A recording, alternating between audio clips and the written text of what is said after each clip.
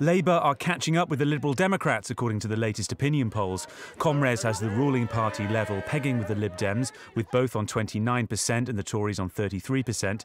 YouGov has Gordon Brown back in second place, 1 point ahead of Nick Clegg, while a popular survey puts Labour 1 point behind.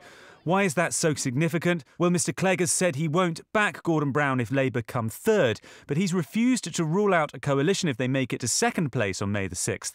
It is not a mathematical formula about whether the Liberal Democrats will seek to enter into any kind of discussion with other politicians after the general election. Will be driven by two things. Firstly, the votes in the ballot box, which haven't happened yet. So I think putting the cart before the horse constantly is not very wise. But secondly, we have actually been very open that in whatever circumstances we find ourselves in, we'll fight for the same things. Right. The tax reform we've talked about, the educational reform, smaller class sizes and more one-to-one tuition. With a hung parliament still the most likely outcome, former Prime Minister John Major has warned that a Lib-Lab coalition could result in another unelected Prime Minister.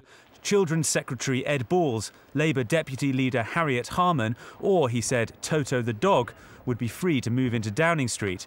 All three parties are under pressure over spending black holes identified by the Institute for Fiscal Studies. The think tank accused the parties of failing to provide details of how they would make most of the cuts necessary to reduce the spiralling budget deficit. And it's not just the IFS that's going through the plans with a fine-tooth comb. Sales of party manifestos have been outstripping authors like J.K. Rowling, according to book retailer Waterstones. That suggests that this election is not just the most hotly contested in a generation, but the most closely scrutinised.